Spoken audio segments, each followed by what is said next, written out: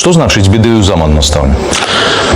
Гэта азначае дзівы свайго часу, краса свайго часу, унікальны чалавек свайго часу. Гэтую мянушку яму даў адзін з яго настаўнікаў. Тады, здаецца, у 1890-х, недзе ў 92-м ці 3-м годзе. Ён нарадзіўся ў 1876-м.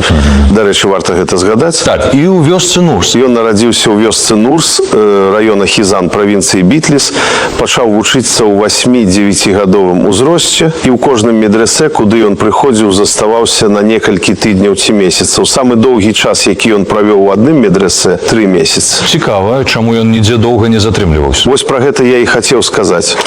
За тое, што ў адным чалавеку рэдка спалучаюцца найвышэйшы розум і памяць, яму і далі мянушку бедыю заман.